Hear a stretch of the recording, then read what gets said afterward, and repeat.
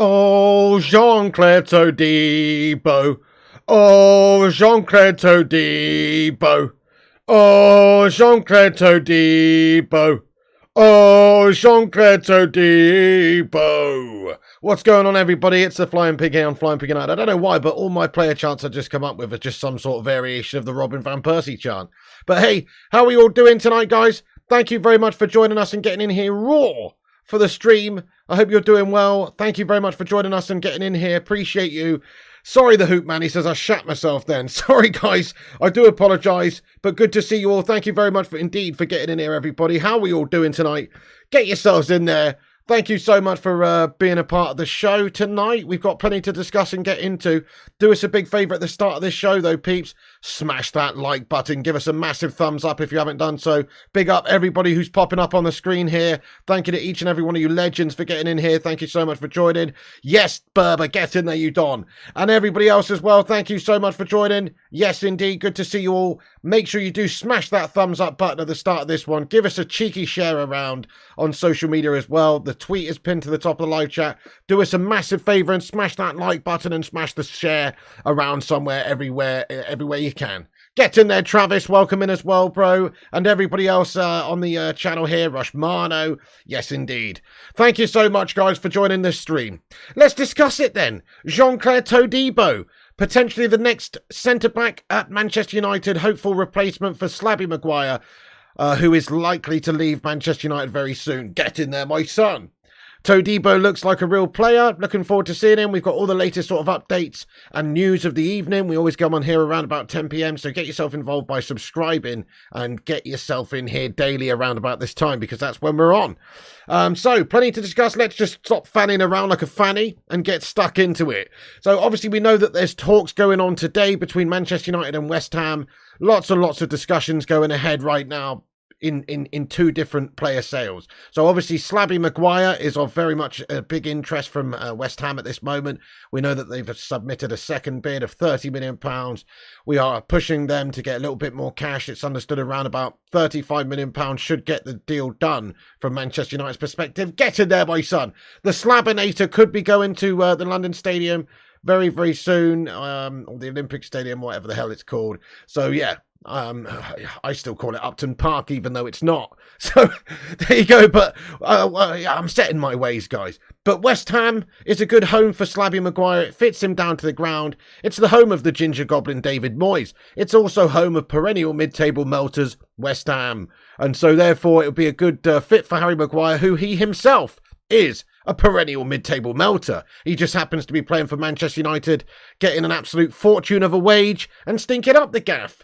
But it's a perfect sort of fit, isn't it? It's like goes together like peas and carrots, this one. Slabby Maguire and West Ham. So hopefully we see that coming. Right now we know that the deal is pretty close between West Ham United and Manchester United for Slabby, because the valuation between the two sides are just not that far away. So we do have a report that says that West Ham are close to signing Harry Maguire. The issue remaining is the wages Maguire is due from Manchester United in comparison to what he would get at West Ham. Hey, Jason Jackson, thank you very much for the super sticker. Let's get some hype in the live chat. Thank you very much there, Jason Jackson, my son. Get in there, you beauty. Really appreciate you, dude. Thank you so much for the super chat there, man. Getting that hype in here with a hippopotamus. He's buzzing his tits off that Man United are close to selling the Slabby Maguire, and I don't blame you there, Jason Jackson, bro. It's pure hype, mate. I haven't felt this buzzed up about us getting rid of a player since, crikey, maybe Paul Pogba, actually. I was pretty happy about that, even though he left for a free. But remember, he did leave for a free, whereas Manchester United stand to go and get a hefty wad of cash for Maguire and McTominay, and we can use that money to go and improve the side. So, totally different scenario. We're actually getting good cash for these players. Get in there, my son. Thank you so much, Jason Jackson. I appreciate you, dude. Get in there, you beauty. And, West Ham want to give us around about 30 million at this moment. We're trying to get a little bit more. Perhaps we can get another 5 million in add-ons.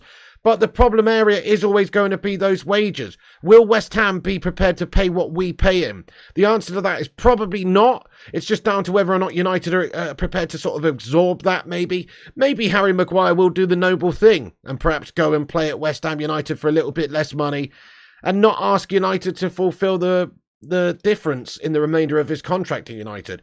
but I don't think so. I would imagine that if West Ham can't cough up the entirety of his wages over there, give him what he wants, surely he's not going to be stupid enough to turn down, I don't know, an extra 60 grand a week or whatever it may be. And Man United may have to do some kind of deal in order to get an agreement in place with Harry Maguire to pay him the remainder of his contract and the difference in wages there, which would be a calamity, wouldn't it? That's definitely going to eat into the initial transfer fee. And if that is the case and we do have to do that, then we should be asking for a heck of a lot of money. So if West Ham don't want to give him the full 200k a week, we might have to just absorb some of that, which would be gash. Crikey, that would be gash. Let's ask the chat. Smash a yes or a no in the chat if you think that West Ham will give him parity with what we give him right now, i.e., will they pay him 200 grand a week, yes or no? Or will they be looking to get him for a lesser amount of money per week and therefore force Manchester United to pay him more money, pay him some remainder of his contract, or perhaps he would go and change, you know, his wage, but I very much doubt that. Right, yeah. So that's the problem, isn't it? A lot of people saying no in the live chat. It's kind of unlikely. I mean, I would think that West Ham wouldn't want to waste our time by, giving him too little of a wage here, right? Lots of people saying no, they won't pay him. We asked the live chat a question this afternoon and we said, how much is he actually worth? And most people suggested he would probably be around about 120 grand a week. And that's exactly what I said as well. £120,000 a week is Maguire's value as a footballer at his age and at his ability level and his homegrown and English status, etc. He's around about £120,000 a week. Fair enough. But 200 grand a week? That's madness. Goes to show you what an absolute debacle Manchester United are like when we try to renegotiate contracts or how much we're prepared to pay players. It's absolutely outrageous. So, yeah, that's the problem, really. I don't know if we'll be able to meet them in the middle there, and perhaps they will go as high as 160k, and then we have to give him 40k a week to go and play for a rival. This is what makes this deal less appealing. It's just the fact that Man United may have issues in regards to covering his wages and West Ham actually wanting to pay over all the wages. So let's say we sold this guy for £35 million. Well, I don't know how much. Let's just call it 50k that we have to pay for the remainder of his contract per week. That's basically insinuating that West Ham will cover 150 grand a week, which is doubtful in itself. And we'd have to pay him the remainder of his current existing contract around about 50,000 a week. That's £200,000 a month, which is £2.4 million a year for the remainder of his deal. So crikey, we've got to absorb that. So we do have to ask West Ham for that a significant amount of money up front. If we're prepared to do that, which we might be, just to get him off the books, I'm sure that is the case, that where they won't want to go and pay him what we're paying him because there's no value in the deal for them. Particularly in 2 or 3 years' time, if he signs like a 4-year contract, because he'll be like 32, he might be out the England setup, he might be shite. Let's be honest, he's already slow as sin. Imagine Slabby Maguire losing half a yard. Imagine Slabby losing half a yard out there on a pitch. Crikey, he'll be Kettering's town standard before we know it. So he's not worth that much money. So if United do have to cough up, say 50k a week or even more, it could even be more than that, we've got to get an initial transfer fee boost from West Ham. So I don't think the negotiations are just over just yet for this deal right now. Yes, we're hoping that we can get an agreement in place for about 35 million. As we just said, we may have to take a hit in reality after we've paid a percentage of his wages for the remainder of his contract, which West Ham probably won't do. It's going to be somewhere closer to like 25 to 30 million pounds that we actually bank, which is still a cracking piece of business by Man United to get this human slabinator away from our team. So I'm not too overly concerned about it. I think it'd be a fantastic bit of business one way or the other, but certainly the wages at this moment are proving to be a little bit of a concern just because he's on an extortionate amount at United. He had that Champions League increase as well due to Man United getting qualification for the Champions League this season just gone. And so it's expected that West Ham may be sort of priced out the market to actually match Maguire's demands. But because of Manchester United wanting so badly to get rid of this twat, and because West Ham have obviously put in a decent sort of an offer up front, and we're expecting we could even squeeze a little bit more out of them with justifications of these wages that we may have to cover, it's still expected to go ahead for around about £35 million. Get in there, my son! So it's getting closer. We know that it's not too far away now. Obviously, the two sides have been negotiating all day, and he probably will be West Ham player within, I don't know, hopefully a week or so. Certainly before the end of the transfer window, it's looking good. So Also, we have an update earlier on today from Melissa Reddy, which just said that West Ham and Manchester United are not far away from agreeing a deal for Harry Maguire. There is an optimism the deal will be done. So I think this deal will be done as well. There's many ways it could fall down, as I've just mentioned, perhaps that his wage demands are too high for West Ham. Maybe United aren't prepared to go and pay a certain amount of money to Harry Maguire to go and play for a Premier League rival, essentially. That is a possibility. Also, it does depend on what Harry Maguire actually wants. But there is an understanding, as we've mentioned earlier on, that Harry Maguire would be open to a move to West Ham and that he'd be prepared to leave to go and get regular game time and be a bitty big bollocks over there. So that is the difference here, really. He's going to literally be playing a backup role at Man United, not doing anything, just slabbing it up all the time, playing the breeze block / water boy / T-boy role, and he's not going to get any game time at the club. Therefore, he will struggle to get into the England setup for the European Championships. So he's got that to consider. So things are looking good with Harry Maguire wanting to go to West Ham, but there's no guarantees there. But we do understand that Harry Maguire has indicated that he would be quite up for going to West Ham United due to the fact he'll get plenty of game time. Just depends on, you know, what role he is guaranteed there by David Moyes and also the amount of money that they will pay him and whether or not he wants to go. But apparently he will be. And also another thing that's come out this evening, I mean, you have to take this with a pinch of salt. I cannot believe that this would actually be true. But let's just discuss this for a moment. So there is an understanding that, sounds ridiculous to say it, but there is an understanding that David Moyes has promised Harry Maguire that he will become West Ham captain if he joins.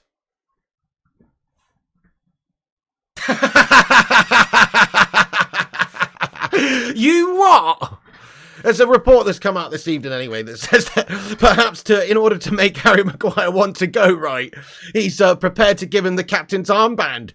You know, knowing David Moyes, it'll be one of those bloody armbands that little kids wear in the swimming baths. You know what I mean? For Harry, stop him from drowning out there on the pitch. But are you serious? I mean, surely that's not the case. Even David Moyes is surely not going to just give a captain's armband to somebody who's coming in straight away, who hasn't proven himself to the club yet. People loving that. Yeah, so, look, here's a report. It just says that David Moyes has promised Harry Maguire that he will become West Ham captain if he joins. Mate, I would love to see that. If that's true, I mean, crikey, David Moyes is a bold, bold man, isn't he? I doubt it's the case, but maybe just as a sweetener, it would possible maybe he would get some sort of leadership role in the club. I mean, in all seriousness, he is a leader. He is a big leader of men. I couldn't say it with a straight face there, guys. I mean, he has technically been captain in United the last few years, right? So he is a leader of sorts. Just a shit leader, that's all. Just a very bad leader. You know, not a very good one at that. But, goodness knows, I mean, he certainly is a leader. He actually does play well for England. He's not captain or anything, but he does obviously sort of have that command at the back there with his big presence of a slab, etc. He's got some leadership quality, so maybe West Ham would just consider doing that. Just to sweeten the deal and make him want to go, because if he's the Billy Big Bollocks captain or vice captain or something like that, it's only going to increase his likelihood that he does well and gets in there for England and plays regularly for West Ham. So yeah, that would be hilarious. By the way, if you're just getting in here, guys, we've got 250 legends in the stream. Let's smash 250 likes on the stream. Give us a mad thumbs up if you're just joining us. It's free to like the video. That's all we ask is a cheeky like, my friends. Drop a thumbs up on it. Give it a share on social media as well. We will shout out everyone over at the on the Twitter who gives us a cheeky little repost over there. It's pinned to the top of the live chat. Make sure you do that. And subscribe, guys. We're 74 people away now. Just 74 people away from 73,000 big ones on YouTube subscribers. So make sure you hit the subscribe button if you're new here for the first time. Get yourself involved. We want to hear from you. And shout out to all the mighty Bacon Brigade in the live chat. We will, of course, dip in and out the live chat throughout the show, but we'll definitely have a, a Q&A at the end. He's a bleeder, more like. Big leader of heaven's shoulders. He's a bleeder, says Nick. He's a bleeder, more like. We got a bleeder! Franks and beans. Yeah, good shout. He is, I don't know what he is, but apparently he's a leader, bleeder, whatever you want to say. He's certainly not the good enough sort of leader for Manchester United, and he's proven to be a bit of a letdown. But in terms of actual leadership qualities, he's not the worst, guys. I think the problem with his leadership at Manchester United is Man United's leader doesn't just have to be like a really good organiser and a leader of men and a communicator and a representative. They don't just have to be that. They also have to be actually a good footballer. Like, that's the problem with Maguire. He might possess all of the leadership qualities that you sort of desire, but fundamentally you do need to actually put in consistent performances and sort of live up to your standard that you're supposed to be setting. And unfortunately, his standard is really gash, and that doesn't bode well with the rest of the team. If they're looking at the back of the pitch and going, oh no, Slab's absolutely slabbed it up again, that doesn't bode well for your own confidence. What you want is somebody who's like a dog out there, who's putting in consistent, regular performances. They don't have to be the most vocal even, just like putting in regular good performances and leading by example of how to perform and how to play and how to carry yourself and not making errors and playing to a consistent level. That's what United need. We can't get away with having somebody like Harry Maguire as a captain who's just too inconsistent. West Ham, on the other hand, he'll probably do a better job for them because of the stylistic way that they're going about it. Also, the pressure's a lot less on Harry's shoulders over there. So he will probably be a better captain for West Ham than he is United. United demands too much from him. Over there, he'll be one of their best players probably. No joke. No joke. Certainly, he will be a good player for them. So, yeah, for West Ham, maybe could be a leader, but I very much doubt it. Jason says, to be a leader at a big team at Man United, you should be world class. I'm with you there. If you look at all of the United captains over the years, all of them have been really fantastic players, as well as having those necessary qualities and characteristics that you need to be a good captain. So it's not just about having the motivation or the organisation or the communication, all those sorts of Asians. It's not about that. It's about having the bollocks as well and the qualities out there. You should be a top draw player. So I'm with you there. Who do you reckon's our best captain? Keno's the best leader, absolutely, Fung Sire, yeah. Even Bruno. Bruno's got the sort of mentality where he plays with his heart on his sleeve and he is putting in consistent performances and really gives it his all every single time. So he's a leader by example as well, and he is very passionate. You know, there's obviously been some fantastic captains at the club. Keno's probably my favourite though, but you can't say anything other than, you know, Mr. Robson was fantastic as well. Cantona, says Mike Jones. Absolutely, yeah. You mean Brian Robson? You mean Brian Robson? But yeah, I know what you're saying. Brian Robson, my lad. Absolutely right.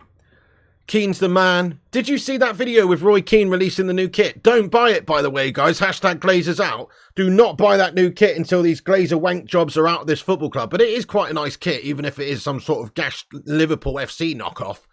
But did you see Roy Keane getting involved with the old advertising campaign and stuff for it? Gotta love a bit of that, don't you? I think that's like the first time Roy Keane's been involved with United since he departed the football club from a sort of official capacity like that. So you love to see it, don't you? You love to see it, Roy the Dream Keane getting involved. I know Berber says, love the new kit, can't wait to get it. I must admit the new third kit and also the home kit are absolute fire this year. That gashtastic Newcastle / Plymouth Argyle Guff away kit's a mess though. Won't be getting that. But certainly once these wankers are out, I will be looking at getting a cheeky little kit to support the new ownership at the club as well. And they look really nice. The Hootman says the kit looks pure filth, not going to lie. It's a nice looking shirt, isn't it? And it's quite interesting how they've like exploded the Red Devil, and they've just got the Red Devil, not the actual United badge or crest. So different sort of a shirt there. Brian Robson was like Superman. I agree, actually, Rushmano. I saw that. So after 20 bloody years or whatever it was, you know, and now he's sucking at the Glazer teat. What's that all about? Unless he knows something we don't know and they're going very, very soon. I think that is a bit piss poor, isn't it? I'm with you there. Like, Roy Keane just sucking from the Glazer's teat now. Piss poor, mate. Exactly. He's getting paid to do it. Oh, my goodness. But fair play. It was kind of cool to see him, though, doing something with the football club after all this time. Because he didn't leave in the best of terms, did he? And I think it's the first time he's been involved with United since then. But I agree with you because of the situation with the Glazer shithouses. He's just selling his soul for a bit of bloody money there. But let's hope Roy Keane goes and sticks the old two-footed challenge on these Glazers somehow. And that's just his way of getting into the boardroom. You know what I mean? Yeah, exactly, Travis. Roy Keane should be throwing punches at them. The Glazers are a disgrace. They're going to be the worst owners I've ever seen. I wouldn't let them on the coach. They're an absolute disgrace and a nonsense. Exactly. That's really what he should be saying, isn't it? Instead, he's doing some bloody, I don't know, like some Blue Steel, bloody, you know, Ben Stiller in Zoolander vibes video. What's he all about, mate? Roy Keane, male model? Never thought I'd see the day, folks. I thought he was too rugged and too much of a hard bastard for that. But no, he's coming in, he's walking down the fucking catwalk and stuff. Unbelievable. A disgrace and a nonsense. So I must say, Roy Keane there surprised me big time, but kind of cool in a way to see him doing something with the club again, but also sold his soul to the Glazers. Oh my goodness. Don't buy the shirt. Who's going to buy the shirt, guys? Smash a 1 if you're going to buy the shirt. Smash a 6 in the chat if, like me, you're going to be a fucking proper Red Devil and not go and give the Glazers shithouses anything until they've pissed off. Happily going to go and get it soon once these wankers are gone. But until that day comes, I will not be purchasing the new kit. No bloody way. Lots of 6s coming in the live chat. Go on, the Bacon Brigade. Love it. Yeah, good one. There you go. It's a derby. Smash into somebody. I don't know what accent that was, but yeah. Absolutely sounded scouse. What the fuck? But yeah, mate. Absolutely. You know, Roy Keane's an absolute legend, to be honest, but it is a little bit of a sellout that he's getting involved with the Glazer shithouses in that capacity, promoting their new kit. Nice kit all the same. Lots of 6s. Yeah, exactly. Buy it once the Glazers are gone. Yeah, or you can get it off Knockoff Nigel. But either way, you know what I'm saying? Like, obviously, Manchester United fans should just do what they can at the moment to not give in to the Glazer shithousery just because they release a new shirt. You don't have to go there like a bunch of cattle or a bunch of sheep and go and purchase it. Wait until these wankers are gone. Let's stand. Let's make a stand. Let's prove a point here that we will not just go quietly into the night and go and purchase them and still fill their coffers with the money. Bunch of wank stains. Anyway, so back onto Maguire. We are obviously expected very soon to complete that deal with West Ham. Just a few formalities in regards to working out a wage structure for West Ham and Maguire, and maybe us paying some remainder of his contract, which doesn't sound good. But when you factor in the amount of money they're actually offering, 35 million is expected to be the amount we can get. And like I say, if it was £50,000 a week, we'd have to pay him as a percentage of his contract. That's about a quarter of his contract. So let's say West Ham are prepared to go to 150k a week. I doubt that they will, but let's just say that for fun. Then that means, like I say, 2.5 million a year. So I think he's got 3 years left, or is it 2 years and an option for an extra year? Something like that. So it could be as much as, say, 7.5 million you have to deduct from that initial 35 million transfer fee just to cover this wank piece's wages. And then, you know, obviously it depends on if West Ham are even prepared to go that high. So they might only want to go and pay £130,000 a week for Maguire's wages. If that's the case, then United are going to have to take more of a hit. So we might demand a little bit more cash up front. So we'll see, but there's plenty of negotiations still taking place at this moment. Get it there, my son. Hey, the Vootinator says we got 126 likes. That's awesome, guys. That's good. But we got 312 legends in here. You what? What? You fucking what, mate? I'm leaving right now, guys. This is a disgrace and a nonsense. Roy Keane would be throwing punches at you if he saw that amount of likes on the video. I'm just kidding, guys. Thank you, everyone who's hit the like button. Please keep hitting the thumbs up if you haven't done so. Right, anyway. So, Harry Maguire to West Ham is getting closer, guys. Come on. And apparently he's open to leaving us and going to play regular football at West Ham. It'd be absolutely amazing. So happy days there. And if that happens, then we can go and we can get a Jean-Clair Todibo, my friends. Come on, Jean-Clair Todibo would be a fantastic replacement for the slab because he's got a bit of bollocks about him. He can carry the ball really well. Good passer of the ball as well, but a physical, strong guy. And I think just looks like a very good prospect. He's only 23. But he's better than, you know, some whippersnapper who's coming up into the game. He's already got years of experience at a good level. Now he's hopefully ready to take the step up. I mean, long term, obviously Varane's here at the moment, but long term we could be looking at maybe a Todibo and the Butcher Martinez partnership long term with Jean-Clair Todibo coming in. And he does look like a very good player. Obviously the French league, it's a different kettle of fish, obviously, to the Premier League. But from the videos we've seen, from the clips I've looked at and stuff, he looks like a very great ball carrier. He looks like somebody who's very comfortable on the ball, passing, vision-wise, etc.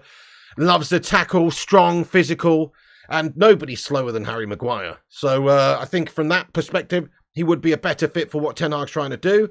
And we know that we have made an inquiry. So let's have a look at this latest update.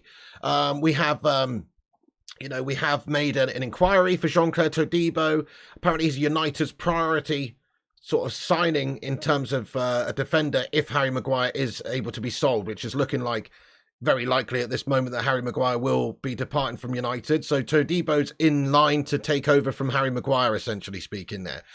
Because of that, you know, it's looking good that we can add a couple more players this summer, not just sell the players we're talking about. Obviously, there's Fred and Donny and McTominay and Maguire that we're all talking about selling.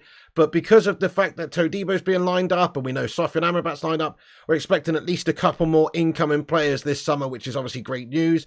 Let's just look at some of these other things about Todibo. So Fabrizio Romano reporting that United are obviously looking at Todibo and that he's Manchester United's priority target, but he's not the only one on the list. So maybe if we can't do a deal and get Todibo in, we could be looking at other players.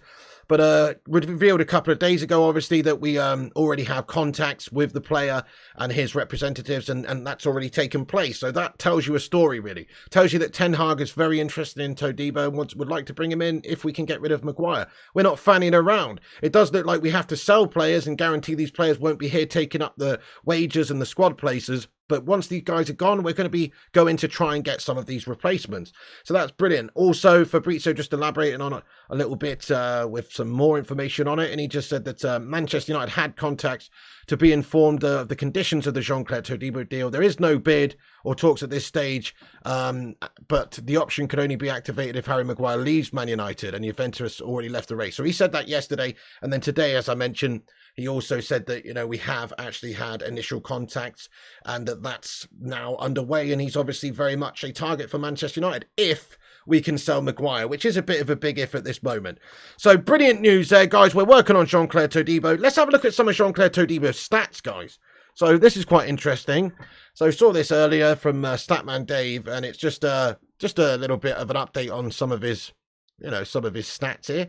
Jean-Clair Todibo ranks in the top 10% of centre-backs amongst Europe's top 5 leagues for ball carries, 61.8 tackles as well, 2.3 tackles won per game, I think this is. And obviously, tackles won 1.4, tackles 2.3, ball carries 61.8, you know, I don't know. There's a bunch of stats here, but apparently he's the dog's bollocks in terms of statistically. I know it's the French league, and so you can't really compare that to the Premier League. It's just a different sort of vibe. But statistically speaking, he does look rather decent. And there's some stats just there to back it up. Looks a little bit confusing, though, on the screen that small. But yeah. So very much a possibility that he's coming in. And I think he would be an excellent addition to the side. We have to wait and see, obviously, if that can materialise. But for now, it is dependent on Harry Maguire going. Get in there, my son. Right then, let's also continue to discuss the other player that we're working on getting rid of to West Ham at the moment, Scotty McTominay. Aye, that's right. So the understanding is we're working on to get 40 million cans of deep fried battered iron brew for the guy. No, at the moment, he's worth around about 40 million to Manchester United. Apparently, that's the amount of money that it's going to take in order for us to sell Scotty McShotbag. Are we absolutely crazy? That's right. I didn't think it's worth that much. It's an absolute crazy amount of cash, to be fair. But 40 million quid is apparently what we're looking for Scotty McTominay. Get your iron brew emojis in there, guys. That's absolutely outrageous. But hey, look, hopefully we do sell him this summer. We don't just get too greedy and ask for too much and price him out of the move.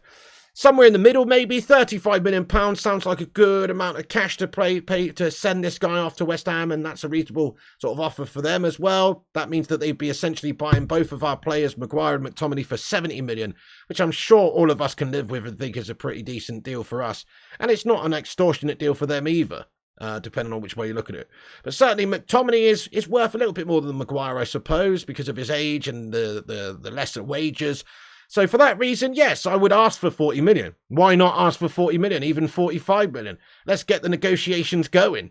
But too much money could scupper this deal. We don't want to be too greedy. We would like to get this deal done and dusted very, very soon. And we're going to have to compromise with them a little bit. So somewhere in the middle, 35 mil. What do you think we should be looking to get in for Scott McTominay? Get your votes in the live chat. But I would be very happy with 35 million. I've said many times before I'd be happy with 25 million or 30 million for Scott McTominay. I personally think he's an absolutely bang average midfielder. He's all right. He's got that Scottish hardness about him. You know, he's a decent midfielder. He gets about. He's physical. He's combative. He likes a challenge, but he's not great at getting the ball back from a challenge. But he likes a challenge. He likes to pass as well, but he's not great at passing. He can score some goals. He's actually like one of the leading scorers in the build-up to the European Championship qualifying for Scotland. He's done all right. You know, he's an all right player. But I think 35 million, snap their hand off, get him in as soon as possible. Scott Mctominay to West Ham, and hopefully it will get done and dusted reasonably soon. So right now, United are waiting for a little bit more money from West Ham in the negotiations. So they bid an initial £30 million, which United outright rejected.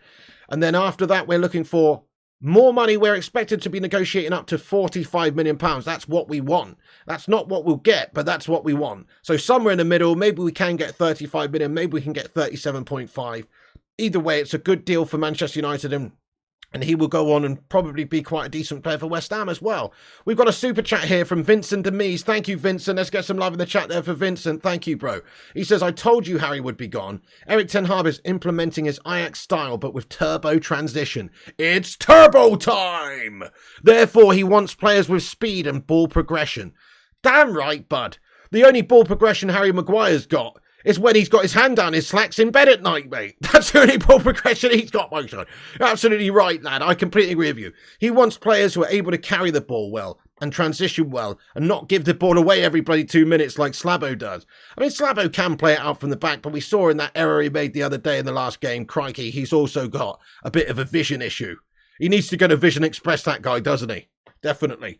But, or Specsavers is the one, actually. Specsavers. Either or, to be fair. But yeah, nice one. Thank you, Vincent Demise. I'm glad that you told me that, mate. And I agree with you. I think he probably will go. There's a few things that it can fall down on. But yes, thank you so much. Get some love in there for Vincent. And then you take 35 million. Lots of people saying 30, 40, anything less than 40, and we are getting mugged off. Do you really think so, Ryan? Crikey, I know a lot of players are going for big money right now. And Scott's got some things in his favour, doesn't he? He's obviously got the homegrown status in his favour. He's not that old either. He's coming to his best years of his career. He's had a good sort of footballing education in the sense of coming through at United and playing for us for several years now. He's definitely a decent player. But £40 million, crikey. I mean, anything less than that, I don't know, I think 35 mil I'd be quite happy with. Look, 40 million, if we can get that, I honestly think we are stealing money off of West Ham. Everybody's got different opinions. To be fair, maybe I'm a little bit old school. I don't see the value in mediocre midfielders. Certainly don't understand how players like, Scott Mctominay's valued at 40 million or Harry Maguire's valued at 35 million. But then again, you do look around the league and you see other players going for big money. We paid 60 million for Mason Mount. Arsenal paid 65 million for Kai Havertz. Both of those guys are not worth that money in my book, but that's what they've gone for. Declan Rice going to Arsenal for 105 million. So based on those signings, I would suggest maybe you are right, Ryan, actually. I'll hold my hands up and say, maybe you're right, lad. And maybe it's just a case of Man United, trying to get what the current market dictates. And the current market is currently dictating that McTominay is probably a £40 million player. But crikey, we're pushing it a little bit. Hey, we smashed 150 likes on the stream. That's awesome, guys. Thanks, everyone, for dropping that thumbs up button. Keep dropping the likes. It helps to boost us up there on the YouTube algorithm and help us compete with the clickbait wankers and corporation monstrosities. So drop a little thumbs up on it. You know it makes sense. Give us a share around as well and subscribe. Players cost too much now. It is insane how much these players cost. Yeah, absolutely. 65 for the both. Yep, 65 for the both. I think that's a good deal in all fairness. Yeah, 65, 70 million for both these guys. Havertz is an unbelievable amount of cash considering the player that he is. Bang on the current market. Yeah, I guess it is like that. The market's just gone mad. And if you want a decent player who can help your midfield and help your team and replace Declan Rice maybe, you got to pay for it. Plus, if they hadn't sold Rice, we probably would be resigned to the fact we might have to let Scotty go for a few million less. Because, that's a lot of money for West Ham to cough up. But because we know they're absolutely full to the brim with cash right now, we can obviously get a little bit extra because we know that they're flush. So, yeah, that's also playing into it as well. The fact that they need a replacement for Declan Rice. They're also doing other business, aren't they, with Ajax for Edson Alvarez. But they are looking to get some more troops in there. And that's why we can maybe give them slightly higher demands than we usually would. So, yeah, I think 40 million is probably about right. But I would take 35. Pretty much, look, we have to remember we're doing a double deal with West Ham here. It's obviously not dependent on each other. They're two individual transfers. But because of that, you kind of are giving West Ham a bit of a better deal, or at least you should. So West Ham United, if they pay 35 million for Harry Maguire, I'd be more than happy to let them have Scott Mctominay for 35 million as well. That is literally 70 million pounds for both of these two players. I could have never dreamed of getting that much for these two absolute shart merchants, to be honest, because that's what they do, is shart it up all the time on the pitch for United. Could have never dreamed of getting 70 mil for them. So just the fact that they're buying two of our players and getting them both off of our books at the same time, I would give him a little bit of a deal on McTominay. I said you buy one, you get one free. I said you buy one, you get one free. For every slabby Maguire you buy, you get a Scott McTominay absolutely free. You know, I do some sort of deal on this because it would help us out to get both of them gone in one fell swoop. But McTominay is a little bit more, what's the word? Complicated. There's other teams that are perhaps interested in him as well. We heard about Roma earlier on, just to give you the latest on that. So Roma are wanting Scott McTominay apparently.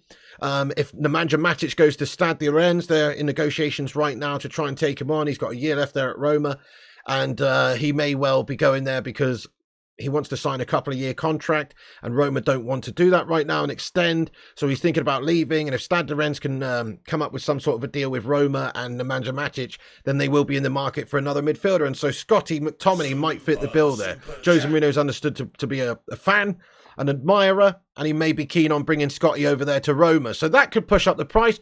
Then there's also Newcastle United. It's known that Eddie Howe is somewhat of a fan of Scott McTominay. So because of that, it could actually force a bidding war to take place, which means that we could get 40 million or 45 million maybe for Scott McTominay. So that's the best possible outcome, is that there's a few clubs interested in him, and therefore we can have a little bit of a pick of the bunch. Thank you for the super sticker here, mate. Viva Benga, Viva Benga. Get in there, my son. Thank you very much for the super sticker of the lemon playing a trumpet. Let's go, guys. Can we get some C's in the chat there for Viva Benga? Thank you very much there for supporting the show, giving us a cheeky little super sticker, mate. Much love. Thank you very much. I don't know what that really means. I guess you're just partying. It's party time, Viva Benga, getting rid of the slab and the shortbread. That's what we're doing right now. Sounds like some sort of really terrible children's novel, that, doesn't it? Children's book. The slab and the shortbread. You know what I mean? Goodness me. Harry the Slab and Scotty the Shortbread. By Enid Blyton. Anyway, so let's hope that comes true, that somebody is interested in bidding for McTominay other than West Ham, in which case it almost guarantees we can get 40 million for the guy, which would be amazing money to get. We asked the chat earlier on what they would rate McTominay and Maguire sales for what they're currently being discussed of going for, and pretty much everybody gave us a resounding 10 out of 10. If Man United can get 70 million pounds for both of those two players, it's a tremendous piece of business from our transfer team in order to actually get this in. So big respect if we can do it. Let's hope that we can. And then if we can do it, then there's obviously going to be the room for us to go and sign another midfielder. So just on that quickly, we talked about it a lot the last few days, but just on that quickly, right now we are working on Donny van der Beek, and we're working on the sales of Fred. Perhaps Donny's going to be a loan with an option to buy, but still the details need to come out around about that in regards to his move to Real Sociedad, but that's expected soon enough. Fred is expected to have a permanent transfer away from the club. People like Fab have said that it's 100% guaranteed that will happen, and that's why Højlund is due to get the number 17 shirt as well, because Fred's on his way out. Once these guys have gone, we'll be looking to get in Sofyan Amrabat. Once Maguire's gone, we'll be looking to get Todibo. So there's two players right there and then that we are working on if and when these players get sold. So there is a bid expected very soon for Sofyan Amrabat. Let's just give you the update on Sofyan. Sofyan Amrabat still is the same sort of situation. It's kind of a bit boring to discuss, but let's just give you the latest lowdown. So it's understood that Manchester United will make a 26 or 27 million pound bid plus bonuses for Sofyan Amrabat this week sometime, which is likely to be accepted because Fiorentina are looking to get this player gone sooner rather than later so they can focus on their season, and they know that Sofyan wants to join Man United. Sofyan's situation is he's already agreed to join United as long as we come in and get the agreement in place with Fiorentina. He's happy to play for United with the project of the Champions League and the Premier League and playing for Ten Hag, and he's known to really relish the opportunity. So there's some bids coming in from Saudi, some bids coming elsewhere, i.e. Juventus maybe looking to hijack the deal, but Sofyan Amrabat wants Manchester United, just to underline that. That's what he wants. So really, the path is clear for United to go and bring him in. We're just trying to get rid of Donny, get rid of Fred, and then we will go after Sofyan Amrabat. So it's the same situation. They're not going to dwell on it too much, but we are expecting an imminent bid very, very soon. And Ten Hag is known to want 2 more signings at the minimum this summer, especially with these players going out. The midfield may be a little bit light, and he's known to want at least a couple of players. So Alfredo Padilla reporting that Erik Ten Hag has 2 priorities in this transfer window. There's Jean-Clair Todibo and Sofyan Amrabat. So we could have at least 2 players coming in and probably 4 players going out at the very minimum. Now, there may well be more players coming in. So if we actually think about what we spent so far, we spent around about 170 million now, as of right now.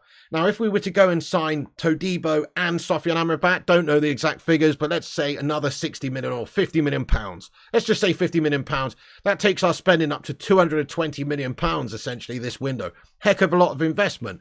But then you factor in some of the player sales we've already made. Anthony Elanga, we got 15 million for somewhere in that region. We've also sold Tellez for a few mil. We probably will sell Eric Bailly. Maguire can go for 35, sorry. McTominay can go for about 35. That's another 70. Getting on for 100 million already there. Then you sell Donny for however much. Dean Henderson, maybe Fred. Before you know it, the net spend at United is closer to 100 or 120 million pounds. So there is scope for United to even go out beyond these 2 players and sign maybe another player, maybe another forward player to help us out. Because I'm going to get onto it now, and it's a bit of a depressing topic. But Rasmus Højlund's injured, isn't he? So if anybody didn't know, obviously we signed him. He passed his medical, and he's got an injury. And it's gash, guys. It's really, really bad. Let's get a hashtag Højlund get well soon. And when I say it's really, really bad, it's not that bad. But he's out for a couple of games at least. He's out for a couple of weeks. And it's not really the best scenario when you sign a player to come in and be your new big star number 9 for him not to be fit and available right at the start. Kind of takes a little bit of the shine off the whole deal, doesn't it? But he's passed his transfer, passed his medical. We've got the transfer, and there's some reports coming out to say that maybe the deal is somewhat more, maybe the injury is somewhat more serious than first expected. Some people suggesting that some sources at United are indicating that Højlund's back injury issue is more serious than the club disclosed after completing his transfer from Atalanta last week. But then also other reports are suggesting that it's not that bad and it is just literally a precaution, essentially. So here's another report that says that Man United are adamant that following intensive investigations during Rasmus Højlund's medical, there is no fundamental issue with his back and that all he requires is a period of rest. So there's some people reporting that he could be out for quite a while. Others reporting at this stage that he's just going to be out for a few weeks. We've got to wait and see. So more will come out about this. I'm expecting before the Wolves game, obviously, Erik Ten Hag's going to do a presser. And I'm sure he'll be asked about the fitness of Rasmus Højlund and what the situation is. And so we should get a clearer picture of what's going on with Rasmus Højlund then. But right now, I think it's just he'll be out for August at the worst. And actually, some people think that maybe it's a case of him... Maybe it's a case of Ten Hag just protecting the player and not literally making him come in late and dropping him in the deep end in United's starting 11. Maybe he's going to give Rasmus Højlund the chance to train a little bit, get used to the style, get used to his surroundings and work with his teammates in training. And therefore that will put him in a better position to slot in and have a more successful opening spell at the football club. Whereas if he'd just come in, maybe he's nursing a bit of a knock. It was not enough for him to fail his medical, obviously. Maybe he is nursing a bit of a knock, but you don't want to just drop somebody in, a young 20-year-old in there at the deep end, opening game of the season against Wolves, say, and he's not quite ready. He did come in late. He's only just come in. Maybe there's an element of us just giving a little bit of time to settle in.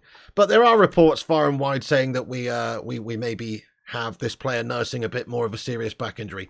Hopefully not the case. Hopefully he will be back and fit to play for us at least by the start of September. But I just wanted to mention that because it is a little bit of a concern. But right now we are at least going to be buying 2 players, and we may well look, because of this situation with Rasmus as well, may well look at getting another forward player in there, just another cheaper option, somebody to come in and chip in with a few goals this season. You can't rely on Tony Martial. He's an absolute bottle melter and an injury-prone player. Rashford is good at number 9, but it's not his best position. We want him over on the left-hand side anyway and being available there most of the time. Garnacho's looking brilliant there at the moment, but he's a youngster. He's not expected to play every single game. So, yeah, I think we've got to go and get another forward player. What do you reckon, guys? Smash a 1 in the chat if you think United should go out there in the window and bring in a second striker. or smash a different number if you think it's not the most important position. And as long as we do go out there and address our midfield issues and the defence, maybe we'll be all right. Let us know your thoughts. One other thing I'd like to discuss at this moment as well is Mason Greenwood. So there is a bit more coming out tonight about Mason Greenwood. Lots of ones in the live chat saying we won't. Yeah, I don't think we will because of Mason Greenwood. So Mason Greenwood probably will be introduced back into the team. That's the reality. We're not going to go out there and spend when we've potentially got Mason Greenwood coming back in, who is a very good forward player and can create and score goals and play on the right wing and play up top in the striker position. So probably we'll end up just getting Mason Greenwood. And there's lots of reports tonight coming out suggesting that we've made quite a decision on Mason Greenwood. So some reports say after becoming a father last month with partner Harriet Robson, Mason Greenwood is reluctant to relocate. So maybe the chances of him actually not wanting to play for United and going somewhere else is lessened because he's just become a father. That's also a fair point that's coming out. And apparently United have made a major decision in relation to the future of Mason Greenwood. We heard from Fab a few days back that we are looking to give an official announcement essentially in regards to what's happening with Greenwood sometime before the season starts. So because of where we're at, because of the fact we do need another forward player, there's every possibility we reintroduce him back into the squad. And the Sun is reporting tonight, and I always just say take it with a pinch of salt because the Sun is the scum, and we don't even really like to use it as a source, to be fair. But they are reporting that Mason Greenwood is on the verge of completing his Manchester United comeback. The only thing that remains to be decided is whether he returns to the first team or goes out on a season-long loan. So every chance, if there is a club out there willing to take him, that he goes out on loan. That way he's away from the media and the rival fans and all of that sort of negative wave of stuff that's going to be heading his way. Maybe he goes elsewhere. But as I say, because of the fact he's just had a kid, it kind of, it does kind of put it in the air that maybe he doesn't want to go anywhere. But it's known that he's desperate to play for Manchester United. He wants to get back into the team as soon as possible. I mean, the Sun coming out with loads of speculative guff about Mason Greenwood tonight just for the clicks, in my humble opinion. But apparently he's desperate to play for us. And also apparently a lot of the squad feel like he's grown up a lot over the last 18 months. But I guess going for all that sort of situation that he has and having your name dragged through the mud and potentially being, having sexual assault allegations leveled at you and all the rest of it, I guess that probably might have an effect on you to get your head down. You know what I mean? So I don't really, my thoughts on the Mason Greenwood scenario, guys. If we can loan him out, I'd loan him out. If we can sell him, I'd sell him. Because he's too much baggage and too much trouble at this club. And you can generate some good cash by selling him. Not as much as you would have done a couple of years ago, no way. But you wouldn't have wanted to sell him a couple of years ago. We thought he was going to turn into one of the world's best, and he probably still will. But the fact is, right now, if you can get some good wad of cash for Mason and reinvest that back into the side and go and buy an unproblematic player, then we probably should.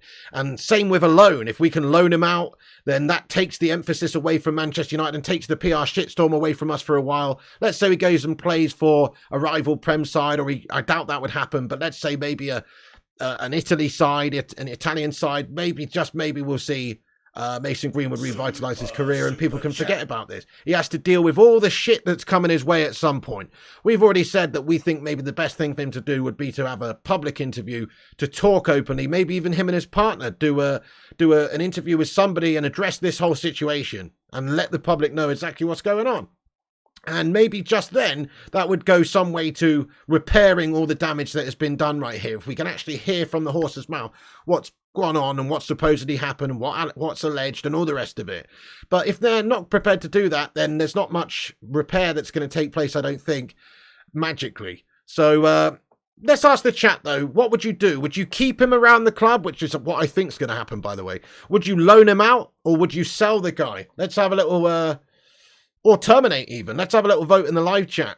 Hey, Zamiassi, thanks very much here for the super chat, bud. How you doing tonight? Zamiassi. He says, buy Balogun for 50. We can use the money for Tony in January. Good to see Keno back in the United kit. Piggy, who plays him in a film? Maybe Killian Murphy? Zamiassi, thank you so much for getting in here raw, lad. Buy Balogun for 50. We can use the money for Tony in January. I mean, look, Balogun's actually a pretty good player. I do rate him, but we're not going to spunk 50 million on the guy right now. Definitely not. Tony in January, I mean, he's probably somebody that we'd be more likely inclined to go and get in the future. So you might have some competition there. That's if we don't get another forward. But he is a bit of a gamble merchant, and he's a little bit tarnished himself. But I'm sure that can be forgiven. Obviously, he's not sexually assaulted anyone, you know. He's just put some dodgy bets on. There's a big difference. Good to see Keno back in the United kit. Yes, it is. But unfortunately, he sold his soul to the Glazers, my son. But I thought it was nice to see him as well, you know, back in the United kit, having some sort of involvement in what the club's doing for the first time in years. I thought that was nice as well. Who would play him in a film? Maybe Cillian Murphy. Cillian Murphy, yeah, I mean, maybe. I mean, what about, I'll tell you what about Colin Farrell? Colin Farrell, mate, could do a convincing Roy Keane, mate. Yes, he could. You know it. He's a, yeah. Colin Farrell, mate. That's my vote. What do you say, guys? Who would play Keno in a movie? Colin Farrell, yeah, that's my vote, guys. I'm going to go for him. I reckon he'll be able to do the business. Maybe James Nesbitt. I don't know. But yeah, one of those guys, mate. But I'm going Colin Farrell, Amy Ashley. Thanks very much for getting in here raw. That's my casting right there. Liam Neeson. Liam Neeson. My name's Roy Keane. I've got a very particular set of footballing skills that I've acquired over a very long career at Manchester United. If you Glazers go, that'll be the end of it. I won't look for you. I won't harm you. But if you stay at Manchester United and continue your stranglehold on the club, I will find you. And I will kill you. You know what I mean? Roy Keane, that's interesting. I never thought about that. Maybe we could have Liam Neeson, I guess. Irish vibes. Cillian Murphy and Keane both from Cork. Well, that makes a lot of sense. Farrell as Dublin Scummer says Kevin Kilban. William H. Macy says Gattuso. Okay, then, fair enough. But he could do the accent. Cillian Murphy. It seems like a lot of people agreeing with you here, Zamy Ashley, that Cillian Murphy would do well playing Roy Keane in a biopic of his life there, my son. Gareth Bale, Brad Pitt, Ramsey Nesbitt, Mrs. Doubtfire. Help is on the way, dear. Is Liam Neeson Dutch pig? Yes, Liam Neeson is Dutch. He works with Louis van Gaal. He likes his players to be horny. Anyway, no, he's not Dutch. He's supposed to be Irish, my son. That's how he talks, doesn't it? Sort of.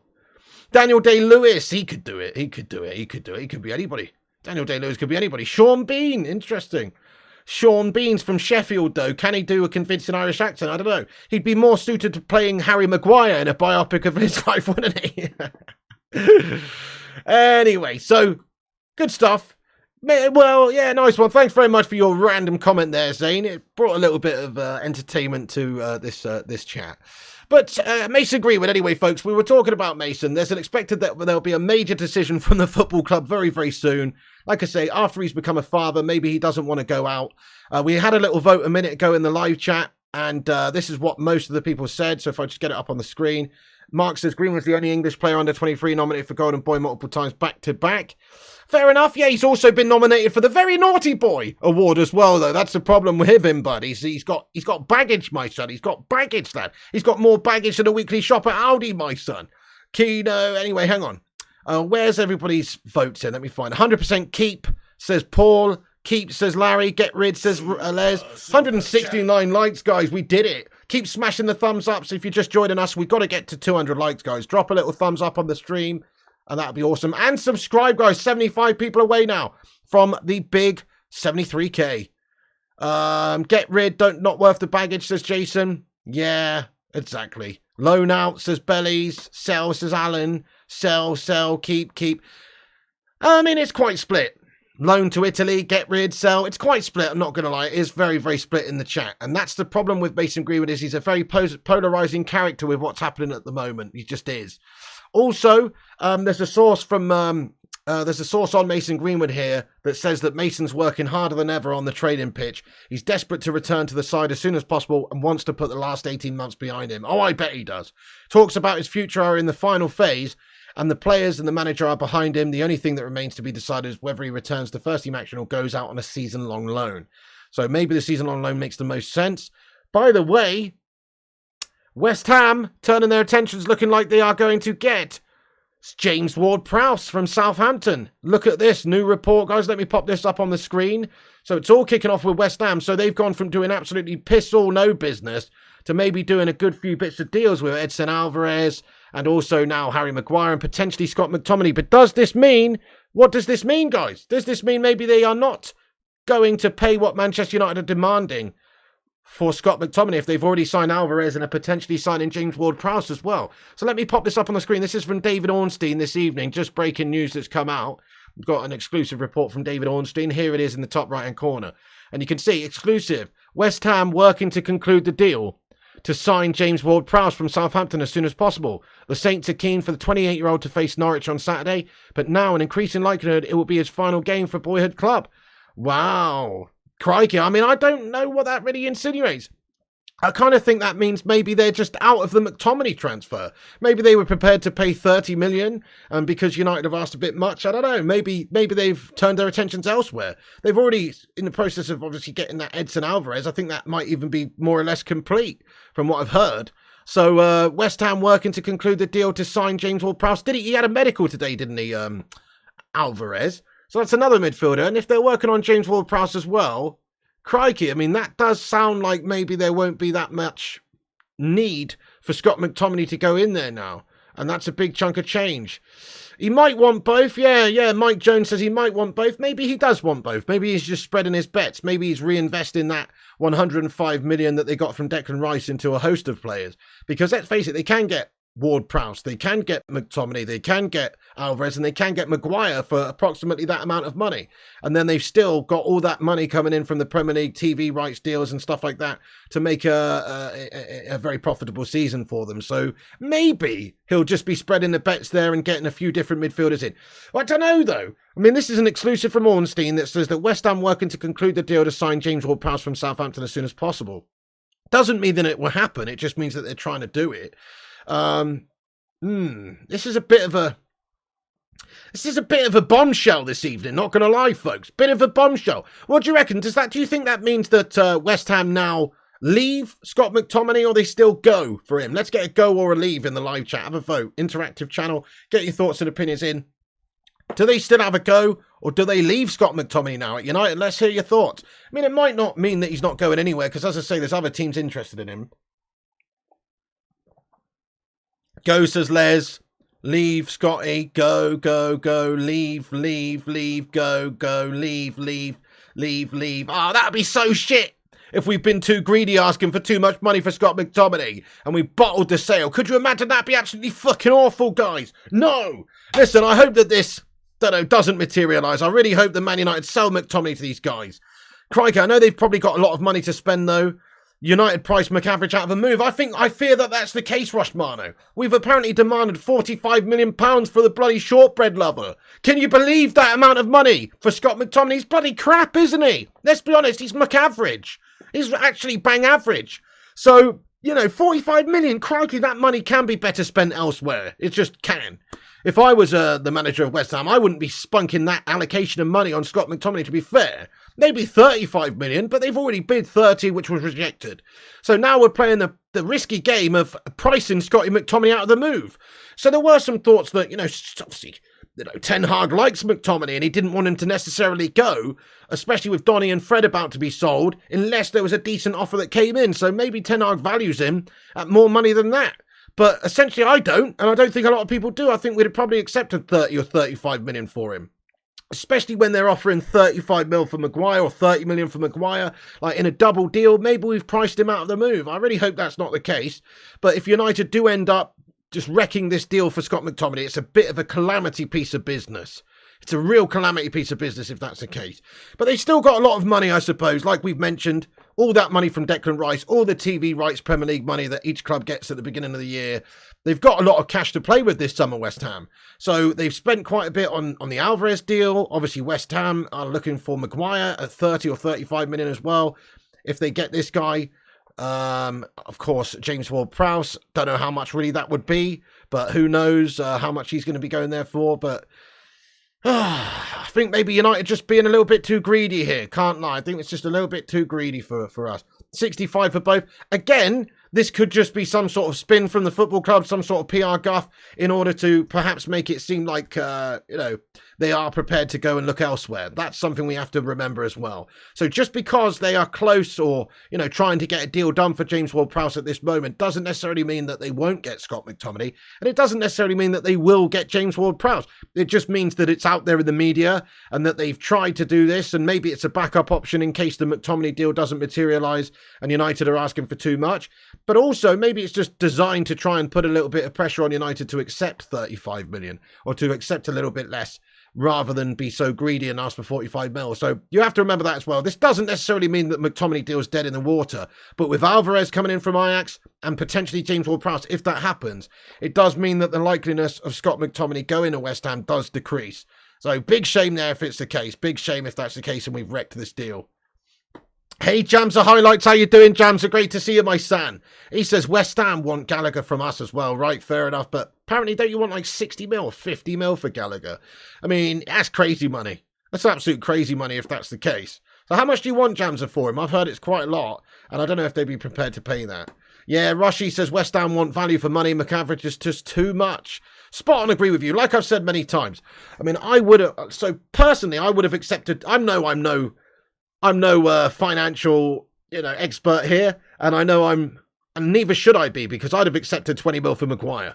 But McTominay, in my book, is a £30 million player all day. We rejected that offer for him, and I think that was a good, fair offer. Maybe we can squeeze a little bit more out of them, 35 mil. But certainly, it was a fair offer, I think, from West Ham, and we have maybe asked for a bit too much, particularly if we're going in asking for like £45 million. That's just crazy for Scotty.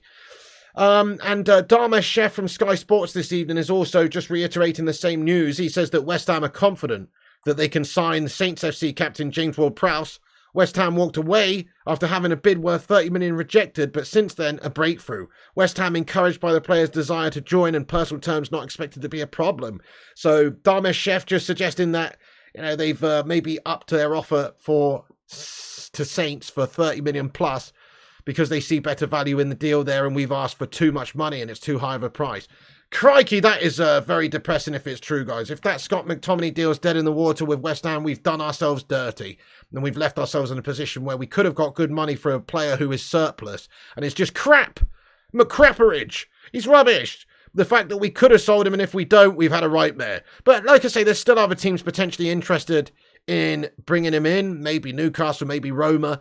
And still maybe West Ham. So just because they are actually linked with James Ward-Prowse doesn't necessarily mean that that will actually come to fruition. We're hoping that maybe that's designed to convince United to sell him for cheaper. And I would sell him for 30 million, to be fair, no doubt about it. Thank you very much, by the way, Duke of Rodtown. He says, we got 200 likes. Get in there. Thank you, everyone, for hitting that like button. That's awesome. Thank you, everyone, for hitting that thumbs up button. 200 big ones. We've just done it. Baby, we did it. Break out the red panties. It's red panty night. The live chat's got us 200 likes, baby. That's awesome, guys. 200 likes is epic. Thank you so much for hitting the thumbs ups there. Keep smashing the likes if you're just joining us. Also, subscribe if new and get your thoughts in. Just don't see McAverage playing much when we can get Amrabat. What a nightmare. If this is the case and James Ward-Prowse goes to West Ham and they turn their attentions elsewhere to him and they don't sign McTominay and we end up stuck with him, we've had a nightmare. We've just got an expensive backup there who's not really going to play that regularly. And like we talked about, he would cover the entirety of the Sofyan Amrabat deal. It's known that Sofyan Amrabat could be available for as little as £27 million. £27 million for a quality player who's much better than Scott McTominay and will suit Ten Hag's style better and has a better range of passing and is combative and just looks like a real baller. That's who we want in the side, guys. Sofyan Amrabat, not Scott McTominay. And it's known that we'll be going in for Sofyan Amrabat once Fred and Donny are sold. But Scott McTominay literally pays for Sofyan Amrabat in his entirety. So again, it doesn't mean if Scotty stays that we don't go and get Sofyan. But it just seems like a bit of a wasted opportunity when we could have got this man off of our books. Had the cash come in for Scotty, which covers the whole of the Sofyan deal, and cover his wages with one fell swoop. So we've had a bit of a nightmare if that is the case. But let's just hope that it's not. Let's hope that Man United are still in negotiations with West Ham. There's still a few things that can happen. West Ham could still want to bring in this guy, but they've got Edson Alvarez. Maybe they are bringing in James Ward-Prowse. Would they want to bring in Scott McTominay as well? Seems a little bit far-fetched. But maybe they would do that, or maybe this James Ward-Prowse thing is just designed to increase the pressure on United to sell. So let's see what happens and see if it materialises. We've got new breaking news coming in tonight, peeps. Okay, so Justin, new report that says Manchester United will only let Donny van de Beek join Real Sociedad on loan if the deal includes an obligation to buy, not an option to buy. Yeah, fair enough. I mean, in all fairness, that doesn't even make sense for me now. Like, if we're not getting money up front, like, there may be a fee, obviously, up front for Donny van de Beek. So we heard from Fab earlier that we're working on a permanent transfer for Fred, and we're working on a loan deal for Donny van de Beek to Real Sociedad. Doesn't even really make sense for me. Donny van de Beek is not on the hugest amount of money at Manchester United. So, okay, we can save his wages, but he's a good technical passer. He's a good technical midfielder. I'd prefer him to Scott Mctominay as a backup. You know, he could just be a body in the midfield to come in as 5th or 6th choice midfielder. That's what Donny is. It's the same case for McTominay. The only difference is McTominay we could have actually sold on a permanent deal for 30 million quid and gone and signed Sofian Amrabat, and then Donny could have just stuck around the gaff as a backup. Like, we sold Fred, sold McTominay, got rid of the whole McFred combo, and then we still got Donny there as a backup. So I don't understand what we're doing at the moment. Why would we loan Donny van de Beek out, even if he's got an obligation to buy in the clause of the contract there? Why? It's stupid. We could do with the cash right now. Donny should be the player that we keep, sell Fred, sell McTominay. That way, we've got enough options, we've got enough cover there if we absolutely need it. I get he probably wants to play regular football. He was actually good in pre-season, though. Maybe he would come on and take some opportunities and do well and convince Ten Hag to play the odd game here and there. You know, that's what could happen. But unfortunately, we are, I think, doing things a little bit backwards.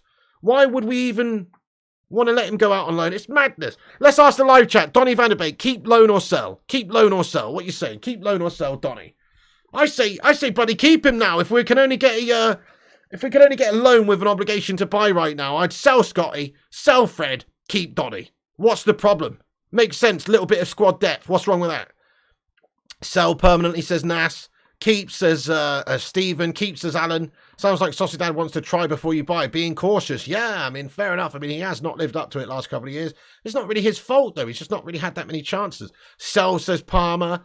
Look at the teams interested in our players, says everything, so why they're good enough for Man United, says Berber. Well, as a backup option, you know, backup option. I'm not saying he's going to come in here and be, you know, a starter. Obviously, we've got Mount, we've got Bruno, we've got potentially Sofian coming, Casemiro, Eriksen. All of these players are ahead of Donny. But beyond that, we do need some players to come in and rotate and to cover injuries and to cover certain fixtures against lesser teams. Donny's a decent player. Keep, says Sir Jimmy. Keep, says Mike. Keep, loan. Larry says sell. Keep, says Jason. Yeah, sell Donny. United says Pig wants to be bent over by West Ham. 30 million is a joke of an offer. I mean, to be honest with you, if 30 million for Scott McTominay is us being bent over, then I will lube up and think of England, my son. Because 30 million for Scott McTominay is a bloody decent offer, lad. There's nothing, we wouldn't be getting bent over for £30 million, you know what I'm saying? It's really a fair offer. I mean, we might be able to get a little bit more, but 45 mil, 40 mil, what some people are saying is too much money for Scott McTominay. He's bloody crap. They've been watching this guy for years at the club, and, you know, I don't want to get bent over. I don't want to get bent over, just to clarify. Certainly not by the ginger goblin David Moyes. But no, it's not bending over. 30 million is a decent offer. It might be a little bit on the cheap side when you consider what other players go for, but it's certainly a fair offer. Nothing wrong with that. 30 million, I'd have snapped their hands off and sold him and packed his bags for him and driven him down there myself. It's crazy to think that 30 or 40 or 45 million some people want for Scott McTominay. It's outlandish. It's absolutely outlandish. He's gash, isn't he, Sir Jimmy? I agree. Zamiassi, thank you very much for your super sticker here, dude. Let's go. Zamiassi getting a kitty cat in here. And it says, bye-bye. Hey, good to see you, Zamiassi. Thank you so much for getting in here, bro. Stay classy, Zamiassi. Everyone, let's get some love in there for Zane. See you later on. Time for Teletubby bye-byes. See you later on, Zamiassi. Thanks so much for joining the stream. I appreciate you having your say and getting involved. You stay classy. Gatusta says bye-bye. Yeah, bye, Zane. Have a good one, Zane. Thank you for all your support and getting in here with your sheer Arsenal delusion, sir. It does entertain me. We should pay a club to take Maguire. Welsh Red says I'd sell McTominay and Maguire for 50 million, no problems, and buy another striker. Great shout. I would have done the same as well. True days. I mean, if Greenwood's brought back into the side, that solves a lot of issues, I guess. in terms of personnel. What's wrong with the club? 60 is good for McTominay and Maguire. That's what I'm saying as well. It's not just a simple case of, accepting 30 million for McTominay. We're actually accepting essentially 65 million maybe for McTominay and Maguire, which for a double deal, to get both of them gone at the same time, is a fantastic piece of business for United. I think we have been too greedy with Scott Mctominay, Okay, fair enough. We might be able to get a little bit more, and maybe this negotiation isn't over yet. But it does not bode well when you hear that they're working on James Ward-Prowse now, and they've already got Edson Alvarez. It does not bode well at all. So Man United have perhaps been a little bit too greedy here. 35 million is around about the right figure. We probably could have got that out of them if we just had a straightforward negotiation. I think outright rejecting the offer sends the wrong message. But then again, that's what happened with Maguire, and they did come back with a 10 million improved deal. But I think there's just better value elsewhere. Scotty's all right, but I think there's better value elsewhere.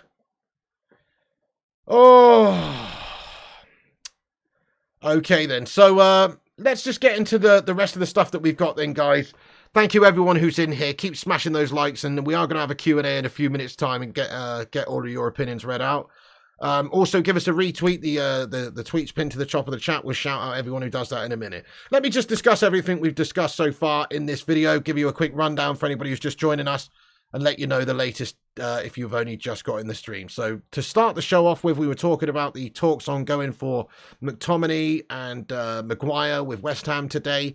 That is obviously very much the big story of the day, that we are working on player sales right now. 4 different player sales to be precise. Donny and Fred and Maguire and McTominay at this moment in time. And it was understood that West Ham United are pretty close to what United are wanting for our valuation for Harry Maguire. So 35 million could be enough to get the job done. There may be some issues, though, with the amount of money that they would have to pay him for the wages, so we might have to take a little bit of a hit on that, which is why West Ham would be prepared to pay a little bit more, because they're not going to be prepared to pay 200 grand a week to this guy wage-wise, so we might have to just absorb some of that and pay a remainder of his contract, essentially, which we can obviously take out the initial transfer fee. So they may well go to 35 million for Maguire, but it's thought that the deal is not that far away, really, and that we could be quite close on getting an agreement in place with West Ham for Harry Maguire. So that's one good thing, anyway. That does look like it's going to happen. And to be fair, getting Harry Maguire off our books would be a fantastic day. And he's understood to be open to joining West Ham because of his ability to play in the England European Championship side and getting regular football. And even some reports coming out saying that maybe as a bargaining chip to convince him to go, David Moyes might be offering him captaincy. I find that hard to believe. I don't think it's true. But there you go. And if we can sell Harry Maguire, Jean-Clair Todibo is on the agenda. So lots of outlets suggesting that Jean-Clair Todibo is priority for Manchester United should we sell Harry Maguire. He will be on his way, and then we can go and have a cheeky bid for Jean-Clair Todibo in order to replace Maguire at the back there and give us that depth in the defensive positions. So we have made an inquiry about Todibo. He's United's priority should we manage to sell him. And then also, Todibo is targeted by us from Fabrizio Romano. This is what Fab says, that Man United current priority target. Not the only one, but if Maguire leaves, as revealed 2 days ago, then, it will be Todibo who we are going in for, essentially. So, yeah, there is a lot of basis to suggest this is the case. Get in there, my son. Also, there's an expected Amrabat bid coming very, very soon, some in the region of 27 million. That kind of depends on people like Fred and Donny van de Beek having their futures wrapped up. Same could be said for Scott McTominay. But as we've seen with this report from David Ornstein coming out tonight, that West Ham are working to conclude a deal with Southampton for James Ward-Prowse, it puts that all in doubt at this moment. Puts it all in doubt. We still may be facing the situation where West Ham do want to buy McTominay, even if they get Ward-Prowse. But because of Edson Alvarez negotiations, and maybe United asking for a bit too money, there is a sense that perhaps they've turned their attentions to James Ward-Prowse because United are maybe asking for a bit too much cash and have priced him out of the move. So that's a nightmare if that's the case. Let's hope that that's not the case and that we still can sell McTominay to them. If not, there's a couple of other teams that are interested in McTominay as well. Roma, understandably interested. So we heard some quotes from Gianluca Di Marzio earlier on that reported that McTominay to AS Roma depends on the manager Matic, and if he will leave Roma because he has offers and only a year left on his contract. He probably wants another year on his contract, but Roma says no to that. Obviously, if Matic will find another 2-year contract in another club, like Rennes or another club and Roma says okay, then they need another player, so maybe McTominay could be the guy to go in there. So very possible that there's other clubs still interested in Scott McTominay, but don't know if there's anybody that would be prepared to pay you a lot more than 30 million for him, let's be honest, because he's shite. And so the thoughts are that Ten Hag is looking to get rid of these players in order to get Sofyan Amrabat. Sofyan Amrabat is a priority for the midfield, and Ten Hag's two priorities at this moment seem to be Todibo and Sofyan Amrabat.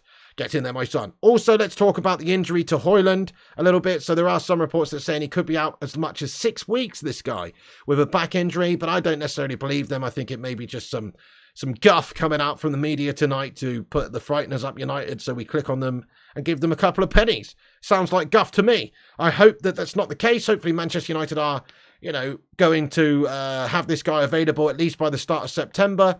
We'll have to wait and see, but he's had his medical, obviously. It's unlikely that he would have passed his medical if there was something very serious at the football club here in terms of injuries. So he's expected to be fit and available reasonably soon. So I don't think we have to worry too much about that.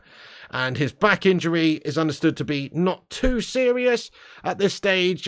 So it's thought that Man United are adamant that following intensive investigations during Rasmus Højlund's medical, there is no fundamental issue with his back, and that all he requires is a period of rest. So hopefully the case once again. Right, and then also one thing I didn't talk about, what we should probably talk about is the Wolves game coming up, right? So their manager, Lopetegui, has parted ways with Wolves, guys. Have you seen this? Official. It's over between Wolves and Julian Lopetegui as they reached an agreement to part ways. Get in there, my son. That's bloody good news, if you ask me. That's bloody good news, because everything they've been working on goes out the shitter for the first game of the season, doesn't it? Like, surely that increases the likelihood that Manchester United do win that game, right?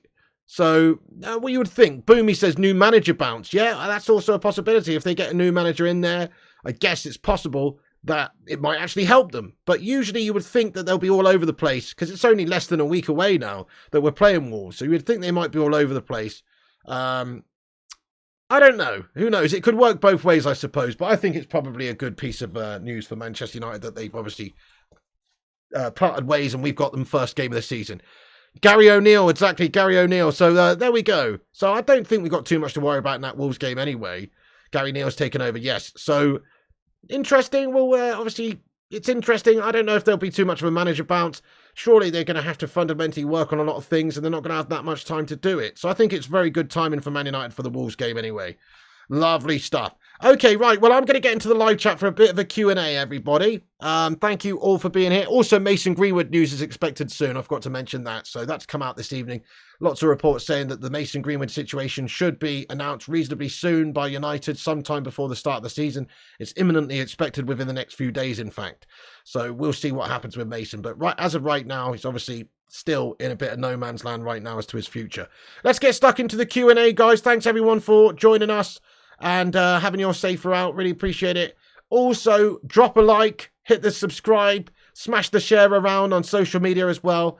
I'm going to go and give a shout out to all the retweeters on Twitter. Click that link, give us a retweet. You know it makes sense. Crikey, we've had 28 retweets tonight, guys. That's insane. Thank you so much to you all for sharing the show. It really does help us out to spread this show around and maybe get a couple new eyes on the channel. So thanks so much for sharing it around. I do appreciate it. Let's have a look at what we've got here. So Sanjay Ramatar, thank you so much for quote retweeting us there, lad.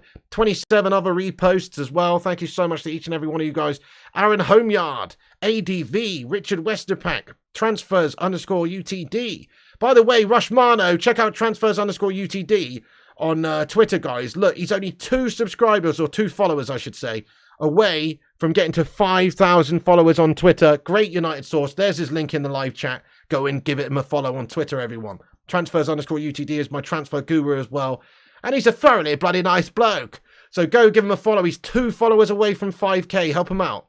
Nice one. Thank you to transfers_UTD. Also, Burberspin, Ryan, a.k.a. The Gaming Simp. Thank you so much indeed for retweeting the show, lad. Stephen Braun, Anthony Ong, Boomy, Vincent Bullock, Francois Cock, Roddy Can't Game, United Mark, Edward McAllister, John Boy Cat, Luke MUFC, Andy Davidge, Luan France, Tim Whistler, Ziggy Sawdust, Slippery Jack, Bob Loft, Leighton Mills, Ben Carpenter, Roger Morley, Dean Moxley, Zane Charles, Mike Strutter, Seth Backrow, Terry Hoskins, and Roger Barker. Bloody hell, what a lot of retweeters tonight, guys. Thank you so much. That really does help us spread the word on the channel. I think it does anyway. So thanks so much, everyone, for sharing that. We got 30 reposts now. That's bloody awesome. Bunch of legends. Cheers, guys.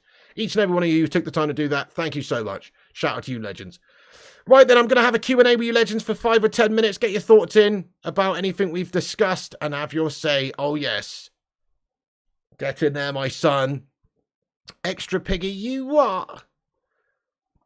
There it is right there, guys. Transfers_UTD on Twitter. Click that link, give them a follow, help them get to 5k.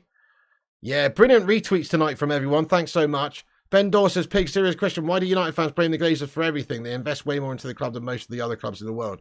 Look at what they spent. Big reasons for that, really, Ben Dawes. It's not just about player sales. Anybody can do that and show that you're spending a lot of money and to try and appease the fan base. But essentially, they bought the club with debt, and we're actually in more debt now than when they took over, and they've been here 17, 18 years. That doesn't sit well with the United fan base. We don't want to be servicing these debts every year. They shouldn't be whoring us out and having us sat in that position of debt right now. We're nearly £1 billion in debt. It's an absolute disgrace. You know, we should have cleared that off such a long time ago. There's so much money that this club generates from the fan base, the devoted fans around the world. Literally hundreds of millions comes into the club every single year, and we're still more money in debt than when they took over. It's an absolute disgrace. So they've got us languished in debt. They also have us playing in a stadium which is, let's face it, it's compared to the elite stadiums in European football these days, it's a little bit run down. Why is that when we're the most successful club in the history of football that we are playing with a second-rate setup these days? So it's not just as simple as player sales.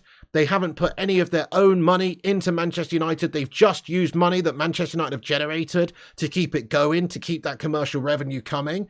And also, you know, just to appease the fan base, basically, with outright player sales on the face of it. But every other area of the team is lacking majorly. So that's the biggest problem that we have. They haven't invested any money into the club. They bought the club with debt. They've kept us in debt. They only spend money on this club that this club generates. And so they're terrible owners. That's the reality. They're terrible owners. So those are the main reasons why we don't like them, because the Glazers fundamentally are parasites. They're not the sorts of owners that are prepared to really give us what we need. Yeah, I know. They've changed it to X, haven't they? It's absolutely awful. It's absolutely awful. Why would they change the name to X? I don't get it either. Sounds like a porno site. Berber says they haven't actually invested anything, mate. All our money, not a penny of their own. Precisely. Even going as far as billing us for their bloody private jets that they fly into the League Cup final, etc. Glazers spend zero money of their own, all loans being used. Yeah, and the debt's going up at United. Think about how much money we spend on interest payments every single year. I don't even know exactly, but probably like, I think I've seen some reports that we pay as much as 40 million out every single year just to keep the club in debt. You know, just to service interest payments and things like that. That's disgusting. Imagine what that 40 million could do over a 17-year period. For a start, it could have paid the club off in terms of the amount of debt we were in, if we weren't in debt, if you know what I mean. But that's crazy, the fact that there's so much money having to go out of the football club that's not being utilised just to service the debt that this club is in because of those guys. So they languished us in debt. No other club would have really been able to sustain itself other than Manchester United when they came in and bought this club for 700 odd million, most of it debt money. Not many clubs would be able to sustain that. The business model just doesn't work. They should have never been allowed to take the club. But because United is such a huge club with a major fan base and it generates a heck of a lot of cash, they were able to do it. But it shouldn't have been allowed, and it really shouldn't be the case. Yeah, jams the highlights, absolutely, lad. Like I say, some of the you could put some shorts on for the goals for the last game, mate, on the channel. Check out the extras channel, by the way, guys. Flying Pig United Extra. Put an exclamation mark XTRA in there. Also, jams anything like this little bit that's just popped up, right, about James Ward-Prowse a few minutes ago when we were discussing it. That could be put on the shorts channel as well. Like, you know, McTominay sale in doubt, West Ham working on James Ward-Prowse or something along those lines. You know what to do, my son. Something like that would be good. Just a little few-minute segment of what we were discussing there. Yeah, you know, something like that, my son. Something like that. Maybe Todibo bid coming soon. You know, that kind of thing. Just a couple of minutes. Good man. Top man Jamsa, appreciate you. Do follow the extras channel, guys. I'll pin it to the top of the live chat. Make sure you give us a follow over there. Jams is running that over there. He's uploading clips and stuff. I've uploaded 1 or 2, but he's doing the main part of it. And it's just another sort of little extra channel, guys. The clue's in the name. It's Flying Pig United Extra. There's extra content over there, extra clips, bits and bobs, funny things, updates in regards to news, concise little updates and stuff like that. So yeah, go check it out, guys. Good shout, Mr. Primot, my son. You know it. But the Glazers are scum. Yes, exactly. Can we get a hashtag Glazers out, please? It's not as simple as they've spent money on players. That is the least of our concerns. As I've gone over the reasons. We shouldn't be in so much debt and we shouldn't be wanting in any department at this club. If this club was run by a proper passionate owner who maybe invested some outside money into the club, nobody else would stand a chance. Unfortunately, we're actually losing out to shithouses like Manchester City at the moment in all areas. Why are their facilities constantly getting upgraded? Why is their stadium and their planning application that they just had for Sky Bar and hotel rooms and all this rest, why are they doing all of that and spending big money? United are putting a bloody bog in for the women. That's what we're doing. That's all we've done this summer. Put a fecking bog in for the women's team. Nice one. So, yeah. Oh, thank you, T-Mill. Ryan compilation was brilliant. Yeah, nice one.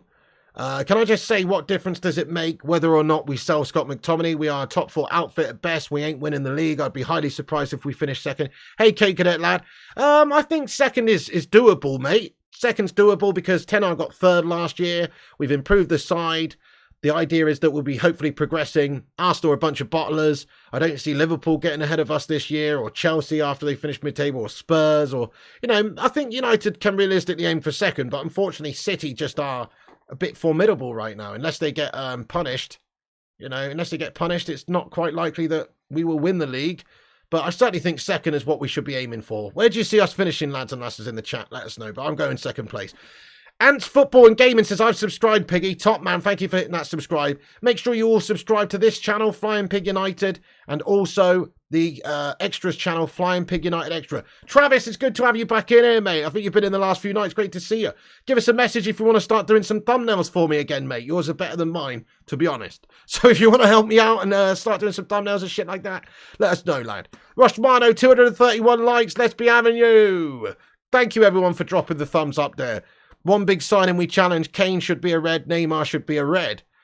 Definitely. I don't know about Neymar, actually. I'd rather kind of poo in my own hands and clap, mate, than have Neymar at the club because he's a complete egotistical, diving, prima donna, crybaby melter, my son. But I know he's a great player, but nah, fuck that guy. But Kane, though. Kane should be a red so we can actually challenge. You're spot on. It's about ambition. We should have ambition at this football club, mate. Rashi says, I fancy we might get Kane in the last week. I mean, I can't see it. Unless we don't get Sofyan Amrabat, unless we don't get Todibo, then I guess we could go and put all of our eggs in the Kane basket. But he's going to cost around about £100 million, maybe a bit more. And that's too much, I think, for United right now with no new owners in here. I don't see it. Perhaps if we sell Maguire, we sell McTominay, we sell Fred, we sell Donny, we sell Henderson. That will cover the Kane deal, no doubt. But then, are we expected to also get Sofyan Amrabat and Todibo as well? I personally think Ten Hag is going to utilise that money to prioritise the centre-back position, of which we've got an outgoing slab, and the midfield position if we've got a couple of outgoing players there. So I don't think he'll want to be short in those areas. Plus, if Mason Greenwood is introduced back into the side, it decreases the possibility that Kane will come. So I'm not so convinced. I don't think we will go for him personally. But, you know, I really hope you're right, though. I really hope we do have a little cheeky go of him. We should definitely be getting him. He would literally help us win the league. His goals are undeniable. We won't get Kane without sales not happening. Yeah, that's true. Berber says Kane is the standard. Why do we piss around with losers? We should have the best. Where did the pride go? Spot on, mate. Spot on. Like when we had Fergie at the club, Kane would have been undeniable. We would have definitely gone and got Kane. But as it is, we're fanning around and we lessen our standards.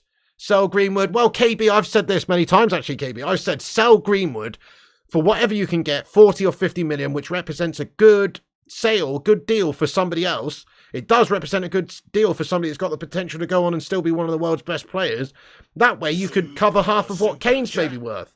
You know, go and get Kane. If you sold Greenwood as well, KB, that gets rid of a player who's an absolute melter at your football club, who has proper baggage and has issues at the club and just obviously has that bad reputation that is just a problem. It's problematic. And you could go and use the money and free up some wages to perhaps go and get Kane. So I'm completely with you there. I couldn't agree more with what you're saying there. I would absolutely sell Greenwood, sell Maguire, sell McTominay, sell all these guys and go and get Harry Kane. Come on, Kane. Oh, yes. Kate Cadet, thanks for the super chat, buddy. Says if we had title ambitions, we would have signed Kane. Definitely. The reality is we've got the Glazer shithouses at this football club. And so they have spent a fair amount of cash. I mean, you know, we have actually spent the money. Ten Hag's obviously prioritised things himself as well. Like Rasmus Højlund cost 85 million euros. Doesn't take a genius to work out that only a bit more than that, we could have gone and got Harry Kane. Like another Maguire sale.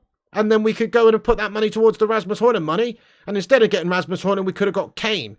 But I think stylistically, Ten Hag didn't want to miss out on Rasmus Højlund because he feels like in the future, he's going to be one of the best around. And he is a bit cheaper. And he's a different sort of player to Kane. He's got that pace and that power. And maybe more sustainable for a Ten Hag style of football. So maybe that's down to it. Maybe it's just Ten Hag wanted Rasmus Højlund. But we have spent money this summer. That's why it's quite weird that we didn't at least try for Kane. But Mark says Kane is not a Ten Hag signing. That may be the truth. It may just be a stylistic decision from Ten Hag. Even though Kane is absolutely awesome. Just get the feeling this Bayern offer is Levy playing games, says Rushmano. Could be, yeah, could be. I would like to think that United still are going to try for Kane. And also maybe they're just letting Bayern do the initial negotiations and then we'll just go in and beat it and try and hijack the deal. You wouldn't give Spurs 100 mil? I mean, I would, Mick. I mean, you know, you'd be getting a great player.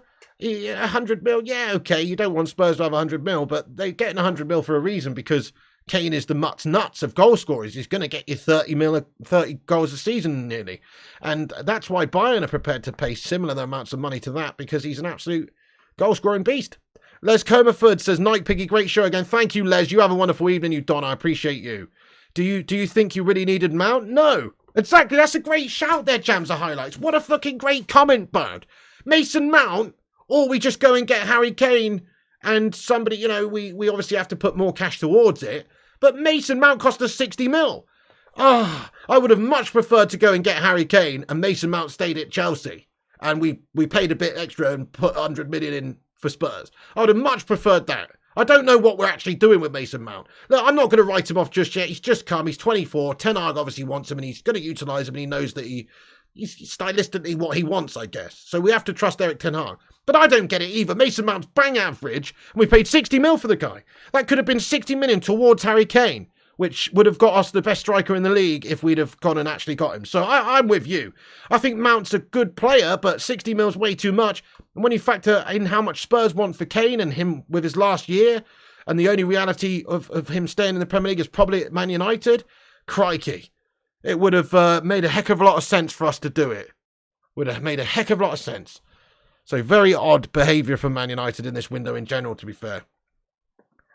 Mark says Kane is not the best striker in the league. He never was.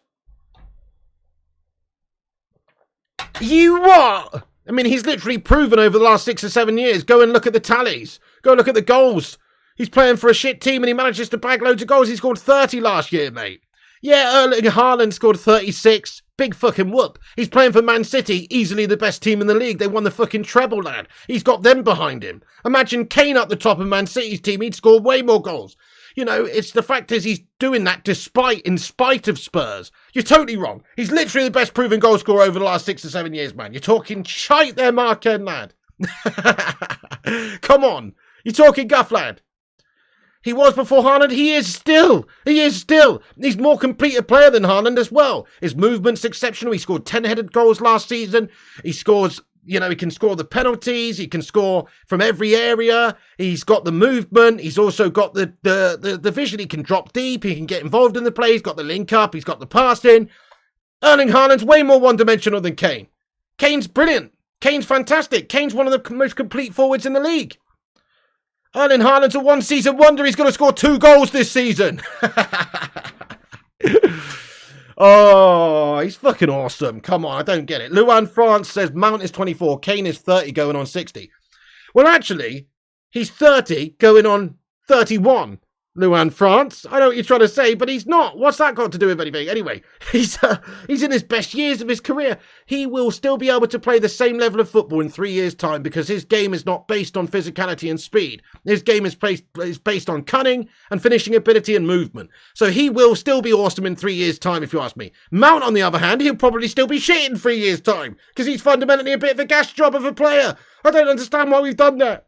But look, this is it. This is what makes it so interesting in this community and interesting in a game of football, is that everybody has different opinions and everybody's got different vibes. You know, I personally think Kane is exactly what we need. But Ten Hag obviously doesn't. Otherwise, we wouldn't have spunked the money on Rasmus and Mount and we would have gone and got Kane. So, you know, I think that's a very good point, isn't it? Really. Don Pignani, thank you, Will Chan. McCarthy's going to work magic on Højlund, says Rajat. Trust the manager. I do trust the manager. Don't get me wrong. I trust the manager. I think we've got to understand that Ten Hag's signed players to fit a specific system. The age bracket worries me for Kane. Old glass ankles, but I get why people want it. Yeah, I mean, you know, he's been injury prone in the past. He wasn't injury prone last year, though. He stayed fit all season and got 30 league goals. So, somewhat of a myth, if you ask me, about him being an injury-prone player. If he was injury-prone, he'd be constantly in and out. He's had his moments throughout his career, but last season he stayed fully fit. I think this is the most complete Harry Kane we've seen over the last sort of 12 months or so. This guy looks like a Don. Vincenzo Italiano. What a name that is. Hey, Vincenzo Italiano. What a name. Garnacho is 19, going on 50, says Madhouse. No, I'm not actually, Sylvester. I'll be back playing that very, very soon. Back very soon. Let me just catch up with the chat here, guys. 2 seconds. Harry Kane never relied on pace to score goals, so being in his 30s probably won't make any difference. I'm with you there. Ryan says injury prone is myth. Kane only gets injured in August, but apart from that, he's pretty solid. Yeah, I mean, yeah, he's had his moments. He's had some injuries. But like I say, last year he was fit the whole time. I think there is some sort of a mythical belief about him being very injury prone. Kane sits on what table among which striking legends? None. He never won a title. Even Jamie Vardy sits at the table. Yeah, in terms of winning a trophy, Vardy's got a medal.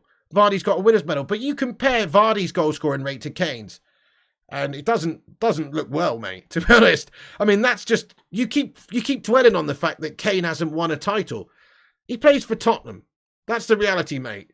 And obviously Leicester, you know, they won a miraculous Premier League campaign. It was truly exceptional. But Tottenham are never up there challenging for the trophy, mate. You know, it's not Kane's fault that that's the case. Kane's a goal-scoring phenom. I mean, I think it's a bit silly to compare him to, you know, players that have medals. He's not playing for a team that wins trophies. So does that mean he's not one of the greats in the league? I don't think it does. I think he is one of the greats in the league. I think his goal-scoring record proves that. I mean, he's one of the only players that could potentially go on and break Alan Shearer's all-time goal-scoring Premier League goals record. I think that says something. That says a little something about what sort of player he is. He's a proven goal-scorer. Berber says second most Prem goals at the moment. He's a Prem legend precisely. You know what I mean? He carried Tottenham last year. Exactly, Travis. Goodness me, they'd have finished in the relegation zone if it wasn't for him. They literally finished 8th and he scored 30 league goals. He's quality. He's bordering on world class. He is world class. He is world class. He'd be good in any team in the world, I believe. Why do you think Bayern Munich are interested in him and prepared to pay 100 million for him? Kane is like Sheringham with more goals, says Eamon Barrett. Intelligent player. Intelligent player. Sheringham played till he was 40 because of his intelligence. Not because of his physicality, because of his intelligence. Kane's amazing. Any team would want him. Agree with you, the Hoop Man. Did Letitia win anything? Great comment. Great comment. Letitia, what an unbelievable talent. What an unbelievable player. There's loads of great players who never won that much. Totti. Steven Gerrard, to be fair to him. Never won the Premier League, but people consider him a Premier League legend. It's got nothing really to do with it. It does help if you've won 12 titles like Scholesy. Of course, it helps your legend, but you don't necessarily have to win one to be a legend. But he wants to win one, and that's why he should come to United, because he's going to win one at United. He can help us win one. 241 likes. Thank you, Stephanie Griffith, for the likes tally. Let's see if we can get 250 likes on this stream, everybody. Come on. He's no Ronaldo or Mbappe, says Clint Torres. Okay, Clint, fair enough. I mean, those guys are next level, aren't they? Let's be fair.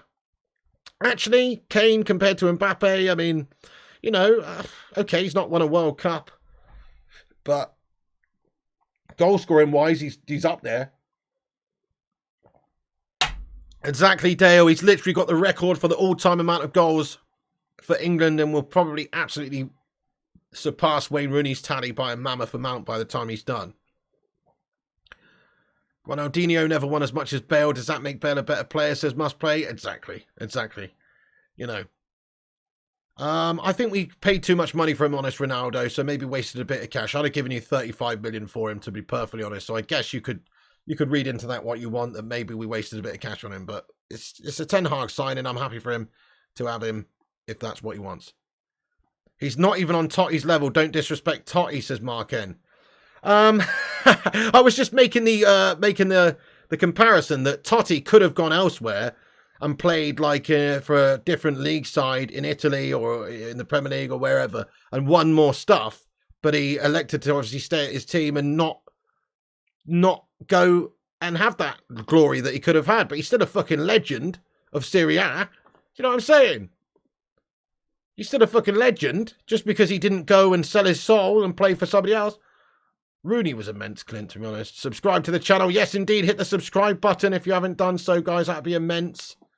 At least Kane isn't a spoiled brat like Mbappe. Exactly. It's an ego thing here as well. He has something called loyalty. Yeah, fair play to him. That is not really apparent in this day and age very much so, is it? Son's got it, though, I suppose, over at Spurs.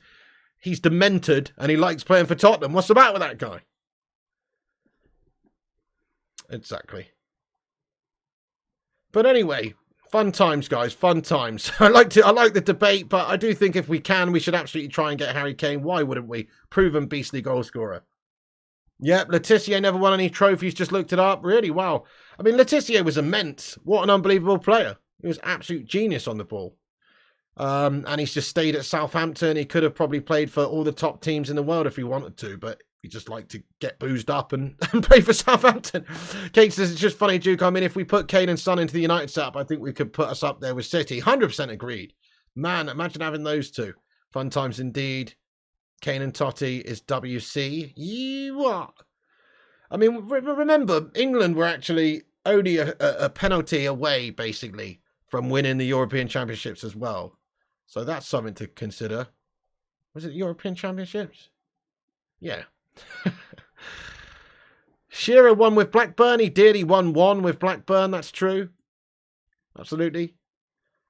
DJ Superfly guy. He was sick and his goals were mint. Oh, yeah, he scored some absolute clanger bangers. He's a beauty, isn't he, Dale? Yep. Mark says Kane is not world class. Well, I think you're one of the people who have that opinion. But most people with eyes, most people with football acumen, most people who aren't writing their bloody desired player signings down on the back of a fucking cigarette packet, mate. Most people think that Kane is world class, mate. And I'm one of those people because of his amount of sheer goals that he scores. Guys, do you think... Smash a 1 in the chat if you think Kane is world class. Smash a 1 if you think he is world class. Smash a 2 if you don't think he's world class, like Mark. But how do you define world class? I define it as he'd get into most teams in the world and they would want him. And he'd score a shitload of goals wherever he's at. And he's a world class talent. And he's one of the best players in the world in his position. Look at all these 1s coming in. There is a couple of 2s, but... You know, I mean, look, Vincent Bullock says 2. I mean, that tells you everything. Vincent Bullock's off his tits. You know what I'm saying, guys? Anthony Young says 2 as well, but everybody else says 1. There you go. We all think he's world class. It's you, Mark, Anthony, Vincent. All the lunatics, basically. All the lunatics think he's not world class. Ants Football and Gaming, thank you so much for becoming a member of this channel, right? I really do appreciate that. Get in there, Ants Football and Gaming. Come on, let's go. He's been a member before, I think. Thank you so much for re-upping the membership there. Guys, get your favourite emoji in there to welcome Ants Football and Gaming into the channel membership there. Thanks so much for becoming a member there, dude. I really appreciate it. Let's be having you. Trav says he almost won the Champions League a few years ago. Yeah, exactly. Yeah, that's a good point. And he had a big hand in them getting there. I mean, he did kind of bottle the final, but still... Yeah, everyone's entitled to an opinion. We like that around here. Hey, what's going on there, Collie House? Welcome in. Welcome in. Each time England play, you can always bet on an inevitable Kane goal or goals, says Simon Warner. 251 likes. That's brilliant, guys. That's brilliant. Anyway. Yeah, anyway. I'm pretty much going to wrap this video up there, folks. We've been on here for an hour and 43 minutes. Crikey. That's insane. I agree, Rajat. Get Højlund and Kane in the team. They can provide us enough goals up there to compete with the likes of Manchester City. That's what it's about. It's about having ambition. Thank you so much to everybody who's got in here. Put an exclamation mark extra in the live chat and go and subscribe to the extras channel. It's also pinned to the top of the live chat. More content coming over there. Also, smash the like on this video before you go. Drop a cheeky little subscribe if you're new. We're on here nightly around about 10 p.m. with the latest Man United news. There's all the latest news tonight. Hello, Gattuso. Goodbye, Gattuso. Thank you, everyone, for getting in here. Subscribe to the Extra Clips channel, Flying Pig United Extra. Cheers, all the moderators like the Hoopman and Rushmano and Berber and everybody for getting in here and moderating the chat. And thank you to all the members in green for supporting the channel. Thank you very much, Eamon. Thank you to all the chatters in here. We love hearing everyone's opinions, though. And like I say, everybody's got different opinions, and we welcome that. It's a community sort of vibe around here. This isn't a dictatorship. You know, people are allowed to have their say, and it's fine. I might be a bit impassioned and totally disagree with Mark N. But the reality is people are allowed to have their say, and I respect it. I respect it. And that's what I like to encourage, is people to have their say. Thank you, Travis. People to have their say and get their thoughts and opinions in here. That's what it's all about. Football is just a game of opinions, end of the day. There you go. And there's also different ways to go about things. Like Ten Hag has got a certain style. He wants certain players based on how he wants to play. He's made stylistic acquisitions this summer. And so who's to say that he's wrong for doing so? Back the manager. Come on, United. Let's be having you. Thanks so much, everybody. Thank you, Primot, Arcadian, Mark, Madhouse, everybody else as well. Yes, Kane is world class. Completely agreed. Come back after this video is finished, though, and get your thoughts and opinions about anything we've discussed. Maguire, McTominay, Kane, whatever the case may be. Greenwood. Let us know your thoughts after this video is finished. But for now, thank you so much to you all for watching. Like, subscribe, comment. Follow us on Instagram, Facebook, Twitter, TikTok, Twitch, and Kick at Flying Pig United. Go and subscribe to the gaming channel, Flying Pig Gaming. Also the extras channel, Flying Pig United Extra. And stay classy, you bunch of legends. Thanks so much for watching. See you on the next one. Thank you, guys. We'll be back tomorrow afternoon with an update. And also tomorrow evening with another transfer news update. Hopefully there'll be some big news tomorrow. Maybe United selling Maguire. And we'll find out the latest on the McTominay saga, whether or not West Ham have now turned their attentions. Because as we've seen, David Ornstein says that McTominay, or he said that West Ham are now turning their attentions, or what looks like they can conclude a deal for James Ward-Prowse. Maybe that has implications to whether or not McTominay's still wanted by them. Thank you, Stephanie. Get in there. So, yes, guys, please do us a favour and subscribe to the Extras channel. It's at the top of the live chat, and we'll see you tomorrow. Thanks for tuning in. Have a good one. Piggy loves you. And remember, when the seagulls, better late than never, Kerwin Nixon, lad. When the seagulls follow the trawler. As this is because they think sardines will be thrown into the sea. Thank you very much.